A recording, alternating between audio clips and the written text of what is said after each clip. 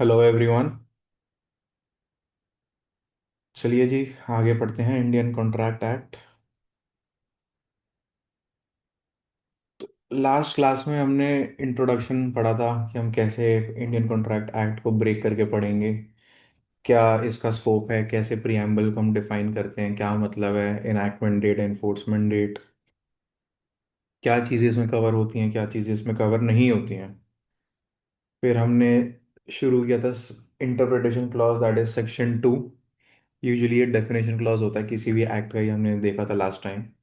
तो 2A हमने शुरू किया था, जो कि हमें बताता है कि व्हाट इज अ प्रपोजल। इसको हमने ब्रेक करके पढ़ा था कि जब एक व्यक्ति दूसरे व्यक्ति को कम्युनिकेट करे अपनी इंटेंशन, विलिंगनेस कुछ करने की या ना करने की, इस उससे कि दूसरा उसको अपनी असेंट दे, तो इसको हम कहते हैं कि ए ने बी को प्रपोजल दिया। ये हमने ब्रेक करके पढ़ा था। उसके बाद हमने जाना था कि ऑफर और प्रपोजल में क्या फर्क होता है। इसमें फिर हमने कम्युनिकेशन के बारे में पढ़ा था कि सिग्निफाई मतलब कम्युनिकेट, अब कम्युनिकेट कब कंप्लीट होती है। उसके बाद हमने इसमें इम्प्लाइड और एक्सप्रेस प्रपोजल के बारे में पढ़ा था। ठीक है जी। अब जो आज हम अगला टॉपिक स्टार्ट करने वाले हैं,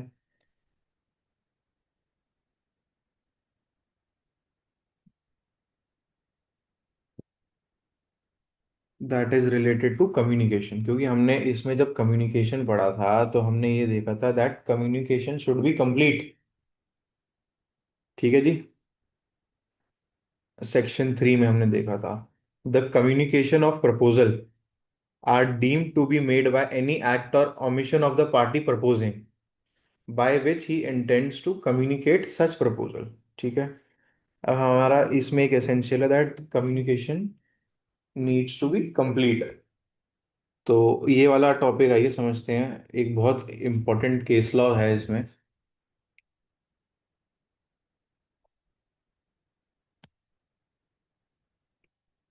तो इसको जी हम पढ़ेंगे। ये हमें पता है that communication should be complete.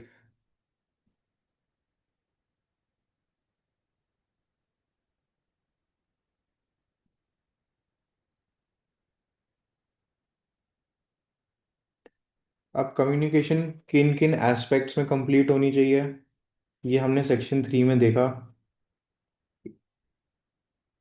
कि the communication of proposals, acceptance of proposals, revocation of proposals and acceptances।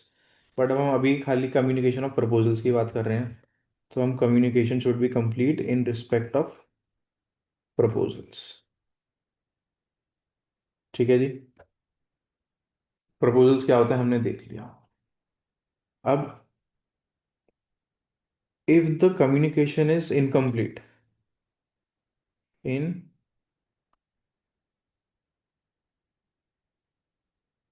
Incomplete communication. ठीक है जी। तो इस केस में क्या होगा, इसमें ये माना जाता है दैट अगर ऑफर कभी कम्युनिकेट ही नहीं हुई है ए से बी को,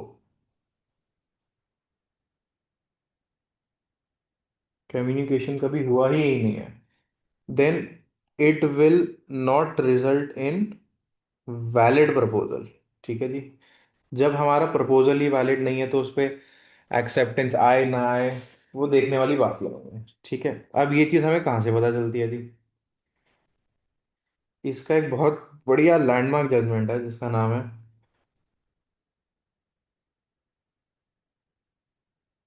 लालमन शुक्ला वर्सेस गौरी दत्त,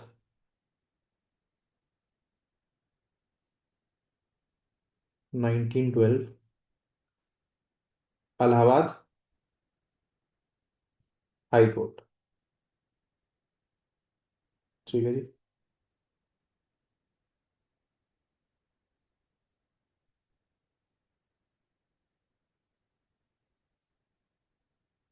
तो अब इस जजमेंट में सबसे पहले देखते हैं कि क्या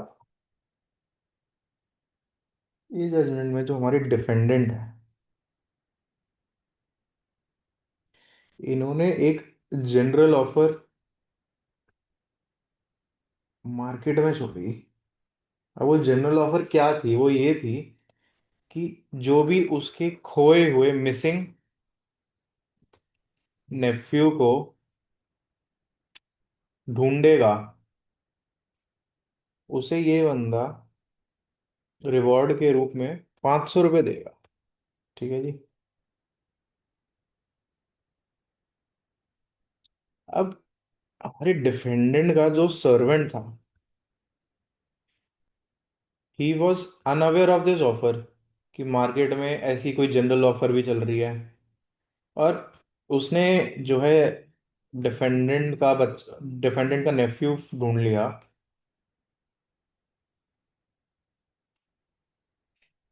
और डिफेंडेंट को बता दिया और दे दिया। ठीक है जी।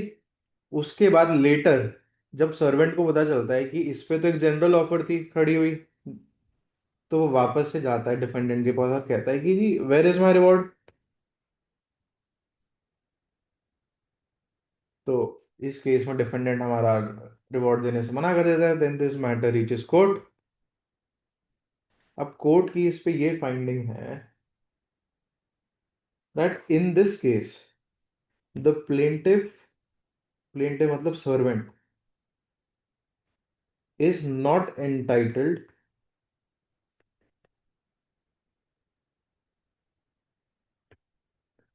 टू क्लेम रिवॉर्ड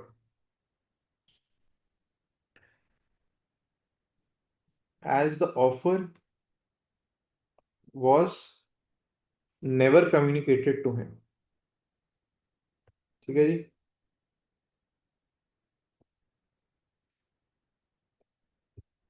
तो इस जजमेंट से हमारी लालमन शुक्ला वर्सेस गौरी दत्त से हमें इफेक्ट ऑफ इनकम्प्लीट कम्युनिकेशन के बारे में पता चला, क्या कॉन्सिक्वेंसेस होंगे।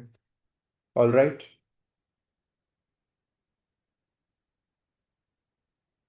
अब हमें देखना है कि ये कम्युनिकेशन कंप्लीट कब मानी जाएगी। Communication when complete. तो इसके लिए आइए हम अपना बेराइट खोलते हैं, सेक्शन 4 में देखते हैं। सेक्शन 4 में जी बड़ा क्लियरली लिखा है, the communication of proposal is complete when it comes to the knowledge of the person to whom it is made। अब इस बात का मतलब क्या हुआ?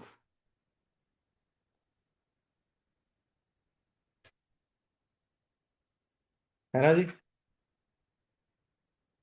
इस बात का ये मतलब है, ए पर्सन जो अपनी विलिंगनेस दूसरे को, किस बी को कम्युनिकेट करना चाहता है, उसकी एंड पे वो कम्युनिकेशन तब कंप्लीट होगी जब वो बी की नॉलेज में आ जाएगी।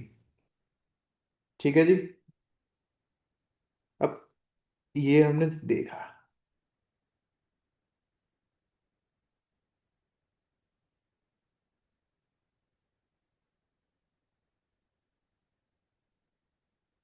अब देखते हैं ऑफर जो है, हमें कम्युनिकेशन व्हेन कंप्लीट पता चलेगा जी, सेक्शन 4। इसमें तो कुछ है नहीं समझने का, इजी।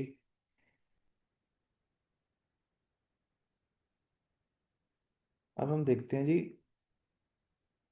ऑफर कितने तरीके की हो सकती है। एक हो सकती है जी जनरल ऑफर, और एक हो सकती है जी स्पेसिफिक। जनरल ऑफर मतलब जो पब्लिक एट लार्ज को कम्युनिकेट करी गई हो। स्पेसिफिक मतलब किसी डेजिग्नेटेड पर्सन और अ ग्रुप ऑफ पर्सन के लिए हो। ठीक है जी।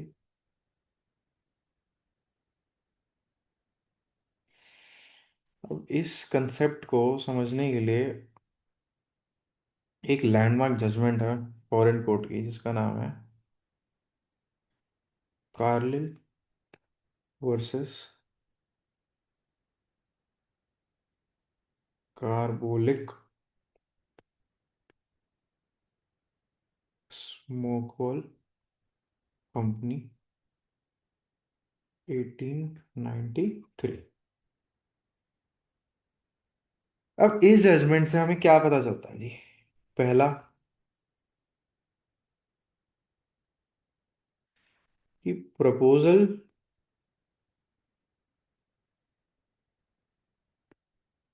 Can be made to general public at large.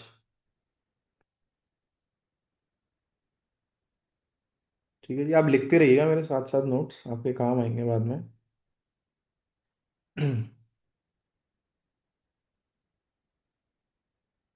दूसरा, कि when any offer is made to the general public, in that case it may be accepted by any person from the public। ठीक है जी।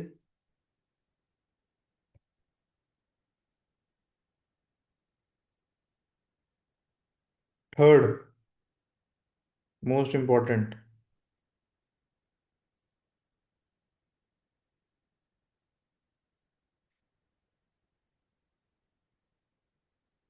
General offer can be accepted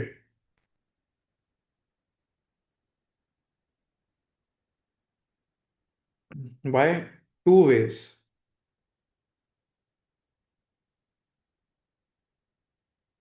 communicating acceptance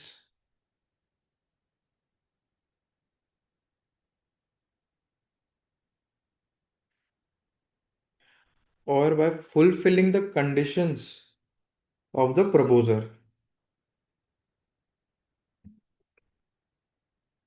fulfilling the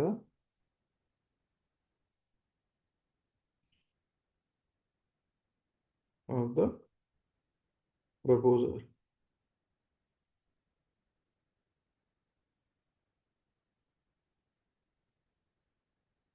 अब ये वाला point क्यों रखा गया है जी? अच्छा, इसमें एक चीज और देखने वाली, कि जब आप कंडीशंस फुलफिल करते हो प्रपोजर की, तो वो उस फुलफिलमेंट ऑफ कंडीशंस भी कम्युनिकेट करना प्रपोजर को मैंडेटरी नहीं है। Now why is that? और ये वाला पॉइंट क्यों माना गया है जी? जब आप कम्युनिकेट ही नहीं कर रहे तो हम कंडीशंस फुलफिल करने को भी कम्युनिकेशन ऑफ एक्सेप्टेंस क्यों मानेंगे? इसको आइए एक एग्जांपल से समझते हैं। ठीक है जी। अब कोई एबीसी एमएनसी है, मल्टी नेशनल कंपनी, उन्होंने एट लार्ज जनरल ऑफर जो है पब्लिक में लॉन्च करी। अब that general offer is accepted by let's say 1 crore of population, right? अब ये 1 करोड़ लोग अगर इस मल्टीनेशनल कंपनी के मालिक को या सीधा मेल करने लगे, व्हाट्सएप करने लगे, मैसेज करने लगे, that is not practically possible. तो कोर्ट ने ये माना करा, अगर ये 1 करोड़ लोग इसकी ऑफर की कंडीशंस भी फुलफिल करते हैं, that would be deemed to be acceptance of the proposal. ठीक है जी, समझ आ गई जी? अब आते हैं जी इसके, फर्स्ट हो गया, सेकंड हो गया, थर्ड हो गया, फोर्थ पॉइंट।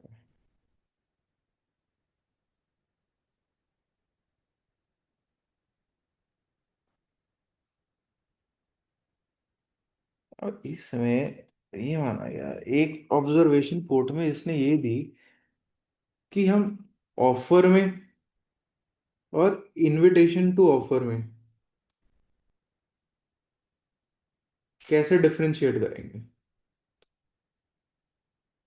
तो इसका कोई पर्टिकुलर टेस्ट नहीं डिफाइन किया गया till date, no particular test defined. ठीक है जी। तो कोर्ट ने इसमें ये कहा कि जो भी ऐसी ऑफर कम्युनिकेट होगी, हम उसका सब्सटेंस ऑफ दैट ऑफर देखेंगे। सब्सटेंस ऑफ द ऑफर मतलब कि ऑफर देने वाले की क्या इंटेंशन है उस ऑफर के पीछे।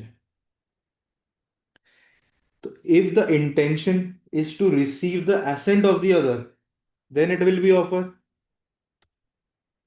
Otherwise it will be invitation to offer. ठीक है जी। इनविटेशन टू ऑफर क्या होता है हमने लास्ट क्लास में देखा ही था।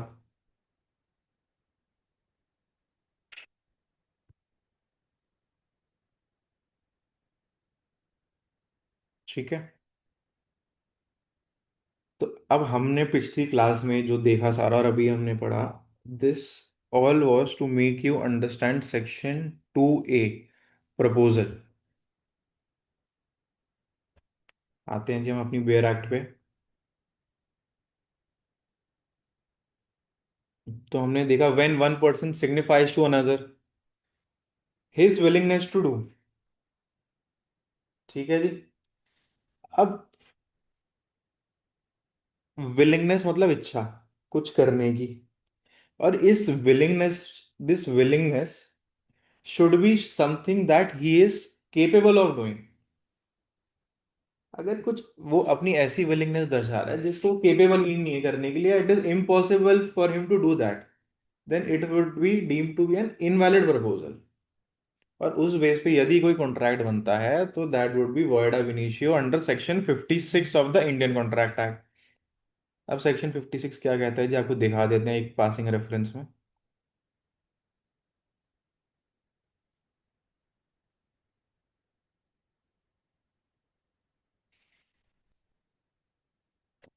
हमने पढ़ा जी, जो केपेबल है करने के वो that would be a valid proposal, और जो केपेबल ही नहीं है, इम्पॉसिबल टू डू है, और उसको वो अगर कॉन्ट्रैक्ट बनाते तो that would be invalid proposal.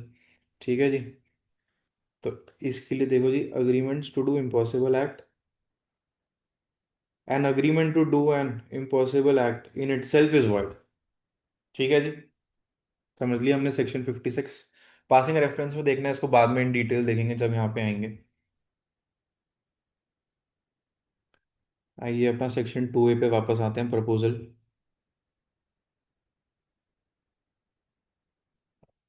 ठीक है जी। तो विलिंगनेस टू डू और abstain from doing anything with a view to obtain the assent of the other to such act or abstinence, he is said to make proposal। ठीक है जी, हमने 2A अपना अच्छे से समझ लिया। अब इसमें जो हमें समझना है भी, देखिएगा आराम ध्यान से। अब इसमें एक वर्ड यूज हुआ है, फ्रॉम डूइंग एनीथिंग। तो अब इस एनीथिंग का क्या मतलब है, इसका क्या स्कोप है, इसमें क्या लीगल है, क्या इलीगल है, कितना एनफोर्सेबल है। अब हमें ये सब समझना है ना। आइए हम अपनी नोट्स की तरफ बढ़ते हैं।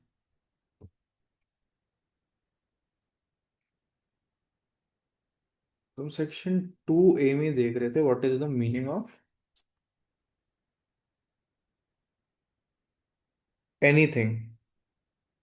इसका हमने क्या डिस्कस किया, हमें क्या जानना है कि इसका मीनिंग क्या है, इसका स्कोप क्या है, लीगल है, इलीगल है, या लीगल है। ठीक है जी।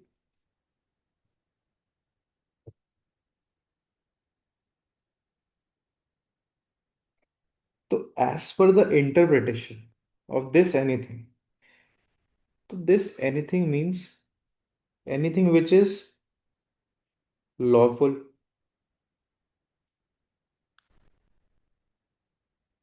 Anything which is having value in the eyes of law. ठीक है जी। अब anything that is having value in the eyes of law का क्या मतलब हुआ जी।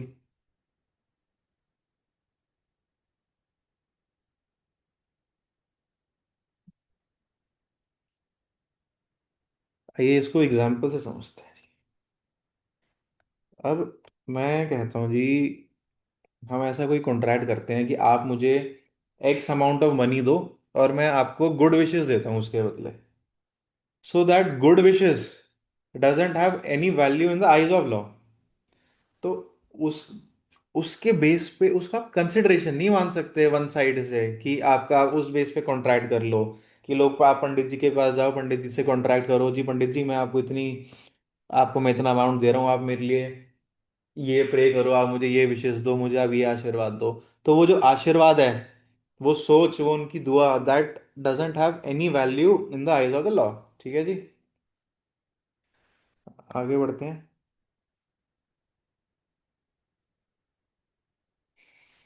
तो हम लिख लेते हैं जी एग्जाम्पल से, आपकी बेटर अंडरस्टैंडिंग के लिए, आपको याद भी रहेगा कि natural love and affection,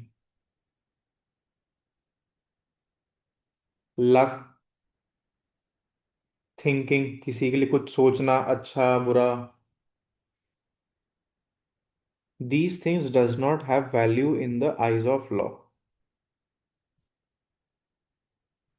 So this is outside the scope of this anything जो हमने देखा जी सेक्शन 2A में।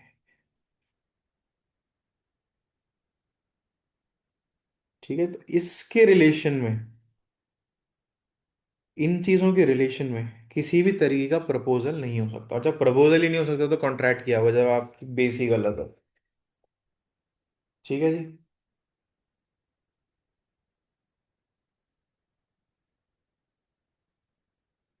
आगे बढ़ते हैं जी।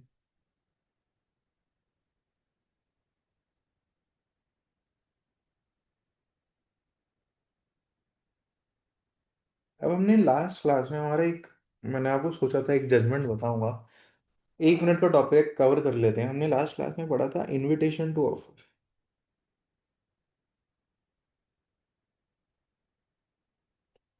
ठीक है जी। इसमें हमने एक इलस्ट्रेशन ली थी, display of goods in a shop, और हमने देखा था that it amounts to invitation to offer and not offer. ठीक है जी। अब व्हाई इज दैट, मैंने बोला खाली इसलिए हो जाएगा ऐसा तो है नहीं। तो इस पे एक जजमेंट है जी, जिसको हम बोलते हैं फिशर वर्सेस बेल।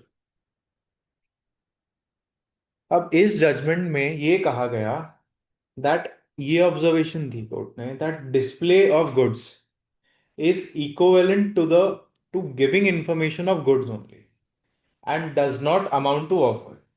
ठीक है जी। तो इससे इस वाली जजमेंट ने हमें बताया कि that display of goods doesn't amount to offer and it is merely giving information of the goods. ठीक है जी।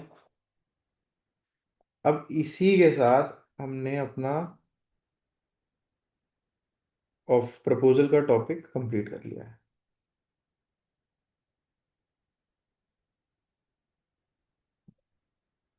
अब प्रपोजल हो गया है जी। अब हमारा जो नेक्स्ट टॉपिक हम पढ़ेंगे,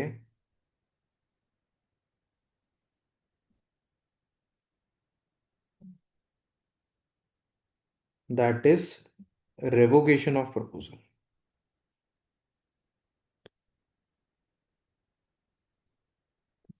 दिया हुआ प्रपोजल कैसे रिवोक करना है, कैसे खत्म करना है, कैसे वापस लेना है। रेवोकेशन ऑफ प्रपोजल कहाँ लिखा है जी, section 6 of the Indian Contract Act. तो आइए अपनी बेयर एक्ट पे आते हैं।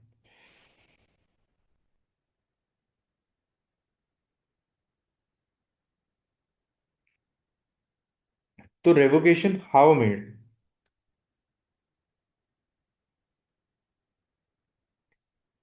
अ proposal is revoked by the communication of notice of revocation by whom, by proposer to the other party। ठीक है जी। by the lapse of time prescribed in such proposal for its acceptance। इसका मतलब जी मैंने कोई proposal करी और मैंने कहा anyone who accepts my offer in the next 5 days, उसके साथ मैं अपना कॉन्ट्रैक्ट बना लूंगा। अब 5 दिन हो गए, किसी ने मेरी प्रपोजल का मेरे पास एक्सेप्टेंस ही नहीं दी मेरे को, तो अब दैट प्रपोजल स्टैंड्स रिवोक्ड। ठीक है जी। अब इस ये क्या था, अब इसकी जो एक्सेप्शन है, अब जी मैंने कोई जनरल ऑफर करी या कोई ऑफर करी और मैंने कोई उसमें टाइम डिफाइन नहीं करा that my offer is my proposal is open for X amount of time, तब क्या माना जाएगा? देखो जी, if no time is so prescribed by then by the lapse of the reasonable time without communication of the acceptance. ठीक है जी। Third, by the failure of the acceptor to fulfil a condition precedent. इसका क्या मतलब है जी? मैंने अपने proposal में कंडीशन डाली जो कि पहले परफॉर्म होनी चाहिए थी बाय द एक्सेप्टर, ठीक है, और वो एक्सेप्टर ने परफॉर्म नहीं करी, so that proposal stands revoked. Last है जी, बाय द डेथ और insanity of the proposer. If the fact of his death और insanity comes to the knowledge of the acceptor before acceptance.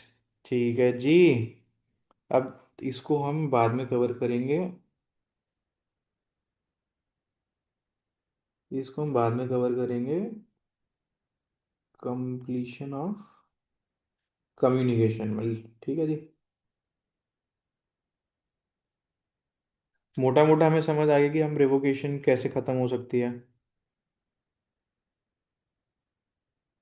तो आइए इसको अपने नोट्स में ब्रीफ कर लेते हैं। Section 6, revocation how made.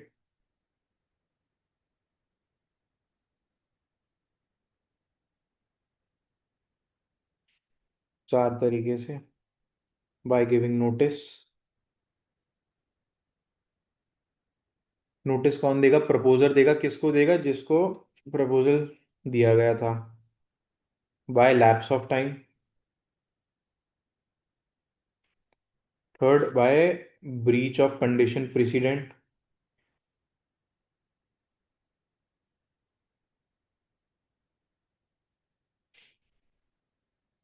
Bye death और इनसैनिटी ऑफ प्रपोजर। ठीक है जी।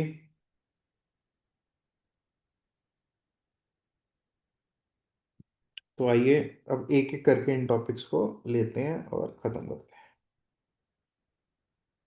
पहले हम उठाते हैं रेवोकेशन बाय नोटिस।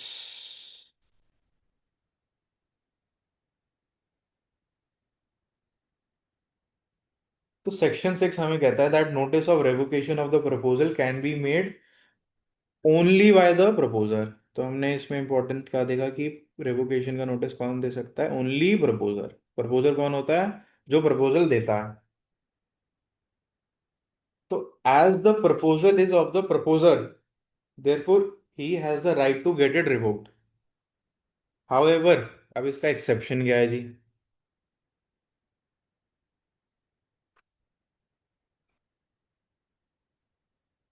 अब राइट टू रिवोक जो है प्रपोजर डेलीगेट कर सकता है अपने किसी भी एजेंट को और एनी पर्सन। ठीक है जी। तो फिर in that case that notice of revocation can be communicated by the agent और any person as authorised by the proposer. ठीक है जी। तो उसको भी वैलिड मोड ऑफ रेवोकेशन माना जाएगा।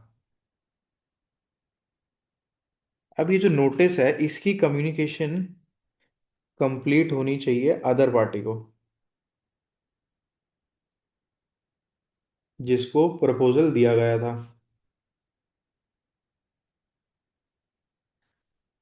अब before the communication of the revocation to the other party, the proposal gets accepted, then it would result into a valid contract.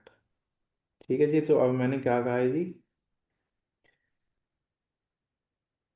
हमारी रिवोकेशन का नोटिस दूसरी पार्टी की नॉलेज में आने से पहले उसने वो हमारा प्रपोजल एक्सेप्ट कर लिया, तो that would result into a valid contract. ठीक है जी।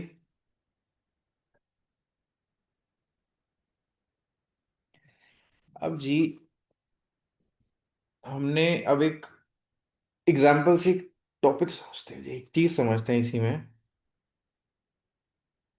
एक्स ने वाई को एक प्रपोजल दिया। अब वाई की तरफ से ना कोई एक्सेप्टेंस हुई, ना वाई ने मना करा। Now x wants to cancel this proposal, revoke this proposal through a notice. अब नोटिस भेजा वाई को, पर वाई अपने एड्रेस पे ही नहीं मिला। वाई को कॉल्स नहीं रिसीव हो रही, मैसेजेस नहीं डिलीवर हो रहे। और हमने देखा था कम्युनिकेशन ऑफ नोटिस जो है कब कंप्लीट माना जाएगा, when it comes to the knowledge of Y. तो अब इस केस में एक्स क्या कर सकता है, एक्स के पास क्या रेमेडी अवेलेबल है? बताइए, सोचिए।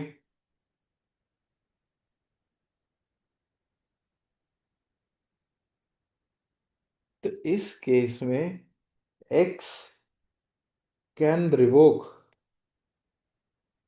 The proposal by doing any act which has the effect of revoking the proposal। ठीक है जी। अब ये एनी एक्ट का स्कोप बहुत बड़ा है। इसमें हम क्या बोल सकते हैं, तो इसमें हम एक एग्जांपल लेते हैं जी। एनी एक्ट मतलब जैसे अखबार में हमने पब्लिक नोटिस निकाल दिया, so that would be deemed to be any act by the proposer to communicate revocation of offer of proposal to Y। ठीक है जी।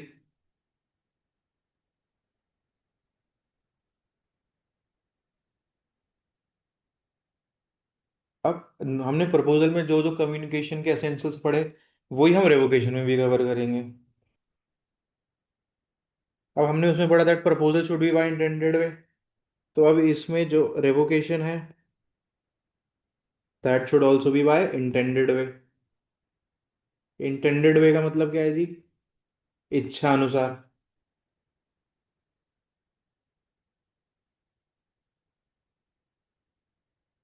ठीक है जी, पढ़ ले, खत्म हो गई बात जी। अब रेवोकेशन ऑफ, अब हमें पढ़ना है अब रेवोकेशन ऑफ प्रपोजल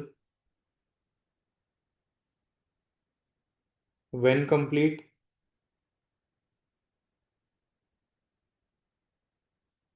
तो आइए, इसके लिए हम खोलते हैं अपना aware act section 4।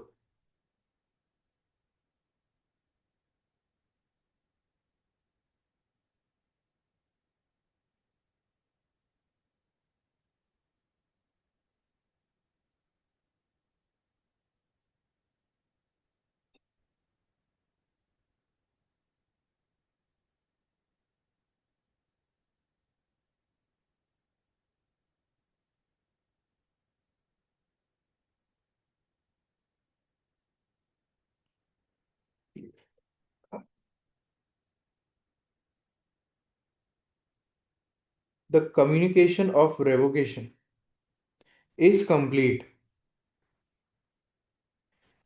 as against the person who makes it when it is put into a course of transmission to the person to whom it is made, so as to be out of the power of the person who makes it, as against the person to whom it is made when it comes to his knowledge। ठीक है जी। अब इसका मतलब क्या हुआ? अब communication revocation की कंप्लीट प्रपोजर के एंड से तब होगी जब उसने वो चीज कम्युनिकेट कर दी है, एक्स ने वाई को कम्युनिकेट कर दी है, and it is out of the power of x कि वो अपनी उस कम्युनिकेशन को वापस ले ले। जैसे कि मैंने जैसे कि एक्स ने बाय स्पीड पोस्ट जो है वाई को अपनी रेवोकेशन कम्युनिकेट कर दी है, और उसने स्पीड पोस्ट में जाके अपनी चिट्ठी दे दी है। अब एक्स के पास से कम्युनिकेशन कंप्लीट हो गई है, क्योंकि अब एक्स उसको वापस नहीं कर सकता, वापस वो स्पीड पोस्ट में जाके ही नहीं कह सकता कि जी मेरी चिट्ठी वापस कर दो। और वाई को वो कंप्लीट तब मानी जाएगी जब वाई को वो चिट्ठी मिल जाएगी, और उसको वो पढ़ लेगा और उसकी नॉलेज में आ जाएगा कि अच्छा मेरे को ये चीज़ कम्युनिकेट हो गई है। ठीक है जी। आगे बात समझते हैं इसको एक इलस्ट्रेशन से जी।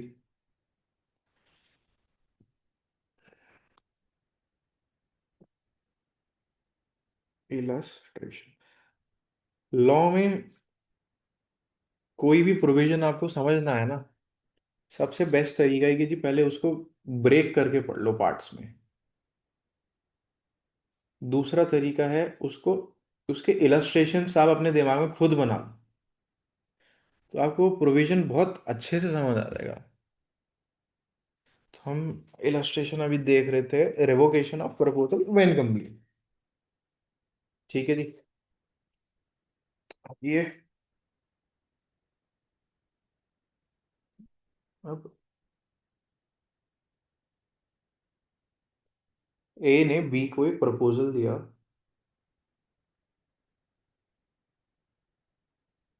लेट्स से 1 जनवरी को। ठीक है जी। अब ए ने इस प्रपोजल के अगेंस्ट एक नोटिस इशू करा फॉर रेवोकेशन,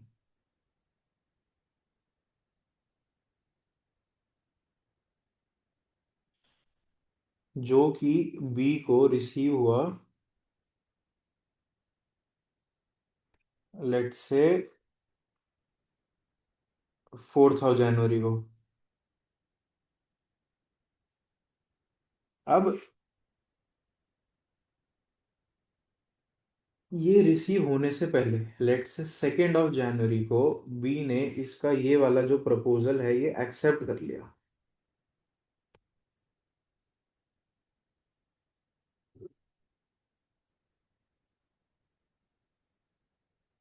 तो इधर ये माना जाएगा कि communication of revocation of proposal is complete on 4th. However, before 4th of January, B has accepted the offer initiated by A. So this will result into a valid contract. ठीक है जी। B को revocation के बारे में पता चला, उससे पहले ही बी ने अपनी एक्सेप्टेंस कम्युनिकेट कर दी थी ए को।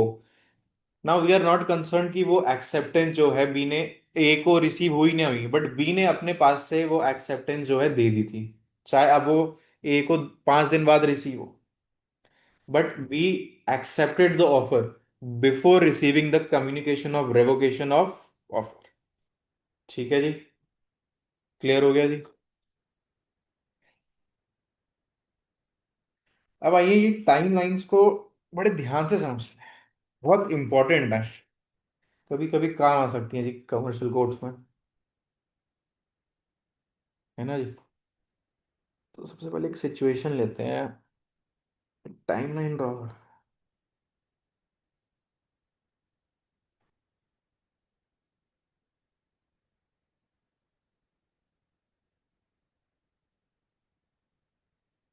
यहाँ से इस टाइमलाइन पे एक प्रपोजल दी गई।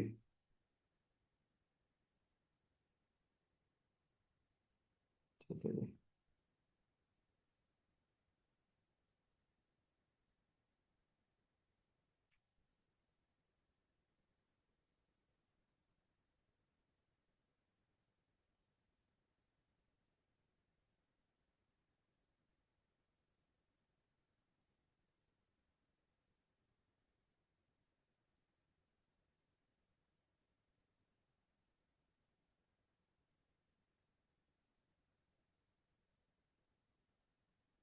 ठीक है जी, आइए समझते हैं इसको। ए ने बी को इस टाइमलाइन पे प्रपोजल भेजा।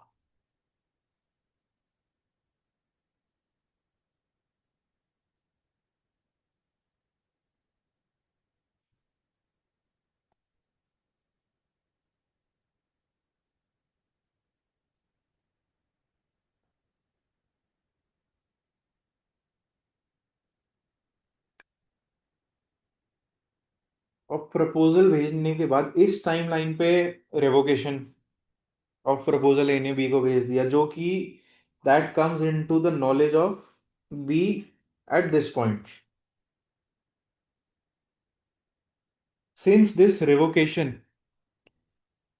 comes into the knowledge of the other party before the acceptance of original offer, therefore, no contract.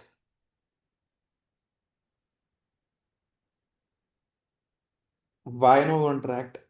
As the communication of revocation is complete prior to the acceptance of the original proposal.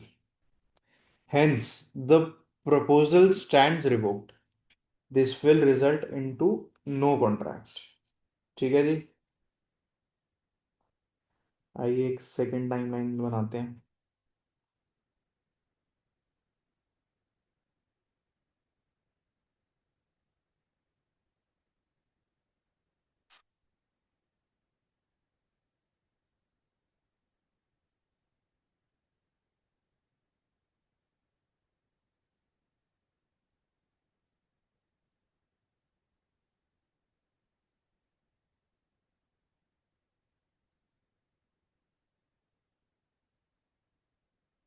आइए जी। इस timeline पे proposal initiate हुआ और इस timeline पे revocation वो initiate हुई। Now the revocation is initiated before the acceptance of the original proposal. और प्रपोजल, ठीक है जी। However, the revocation comes into the knowledge of the other party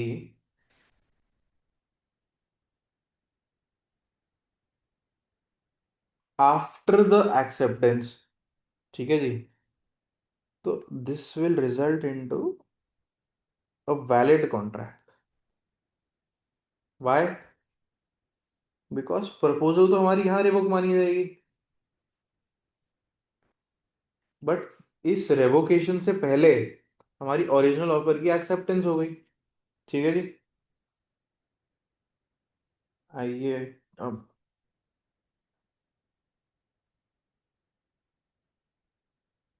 third point, third timeline बनाते हैं समझने के लिए।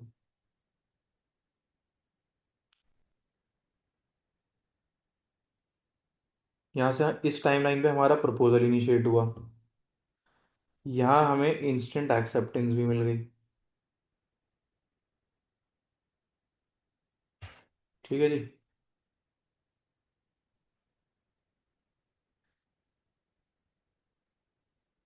यहाँ हमने अपनी रेवोकेशन पोस्ट कर दी और यहाँ पे आ गई into the knowledge of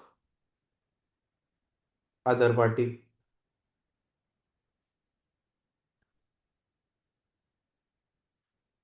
now this entire portion is completely irrelevant क्योंकि हमारा कॉन्ट्रैक्ट तो यहीं कंक्लूड हो गया। तो देयरफॉर वैलिड कॉन्ट्रैक्ट। ठीक है जी। नहीं, टाइमलाइन समझना बहुत जरूरी है जी। कभी कभी कॉम्पिटिटिव एग्जाम्स में ऐसे क्वेश्चंस आते हैं, वेरी ट्रिकी क्वेश्चंस, आदमी कंफ्यूज हो जाता है कि इस टाइमलाइन पे ये हुआ तो whether it would B communication of offer revocation, valid contract बनेगा या नहीं बनेगा। तो for competitive point of view ये टाइमलाइन से समझना बहुत इंपॉर्टेंट। ठीक है जी, आगे बढ़ते हैं। फोर्थ।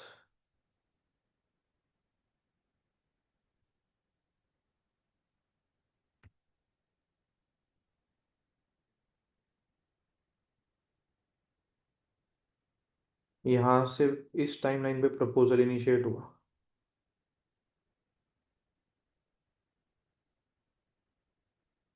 और इस टाइमलाइन पे acceptance of proposal by proposer हो गई, बाय पोस्ट। ठीक है जी। Now this acceptance reaches the proposal, reaches proposer here. ठीक है जी।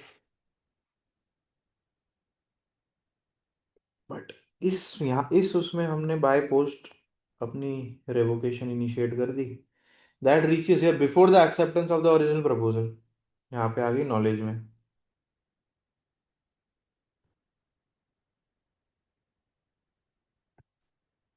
सो in this case proposal stands revoked, therefore no contract. ठीक है जी। आगे समझ में। तो एक लास्ट टाइमलाइन और देखते हैं जी समझने के लिए, एक इलस्ट्रेशन और बनाते हैं। फिफ्थ, फिफ्थ है ना जी। हाँ जी।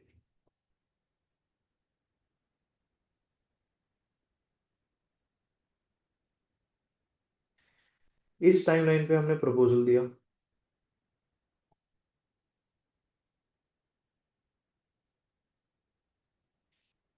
इस टाइमलाइन पे प्रपोजल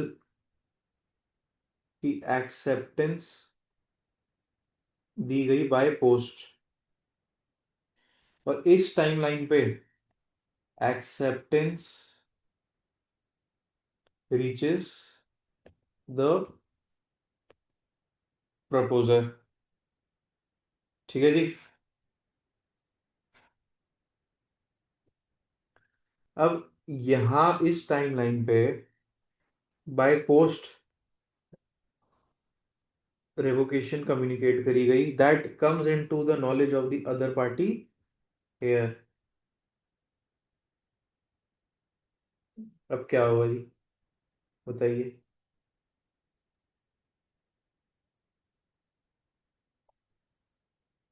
ये हमने पढ़ा भी था सेक्शन 6 में, तो आपको रिमाइंड कराते हैं। सेक्शन 6 ये वाला, इस टाइमलाइन को समझने से हमारा सेक्शन 6 कवर हो जाता है जी।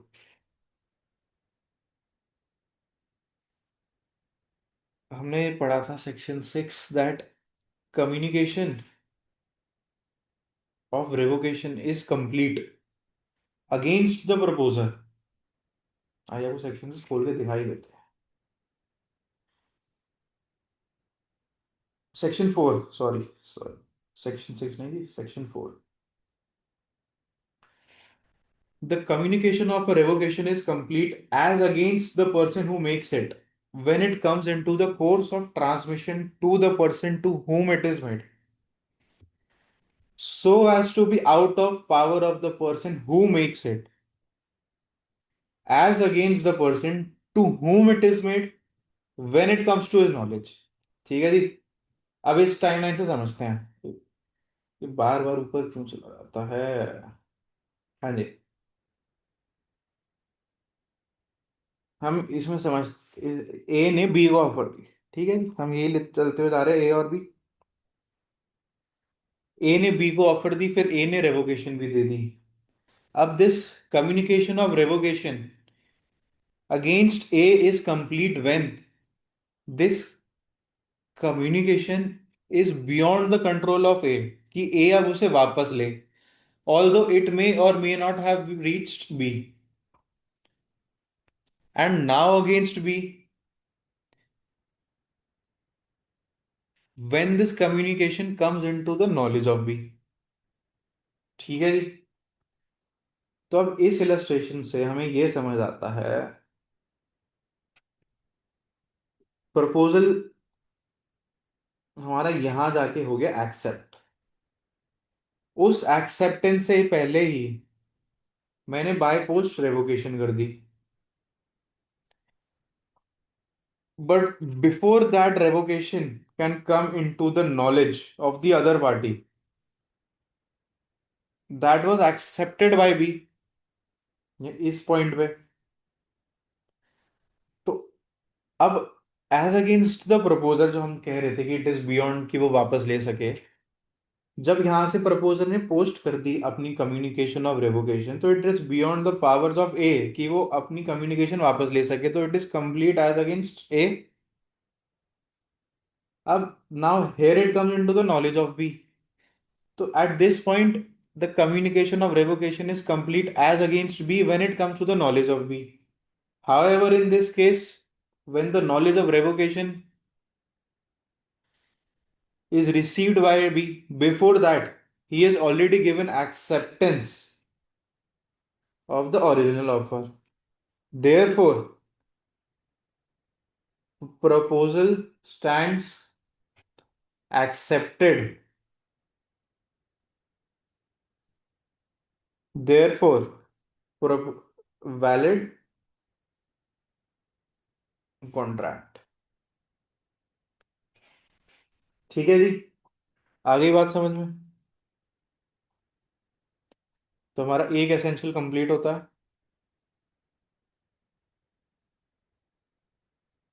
नोटिस का। अब हमारी ऐसे ये हमारा एक वे कंप्लीट होता है फॉर रिवोकेशन हाउ मेड। अब हमारे तीन और रहेगा, इनको हम कवर करेंगे नेक्स्ट क्लास में। इसके साथ साथ we are also planning to start a series जिसमें हम कवर करेंगे important topics related to criminal law.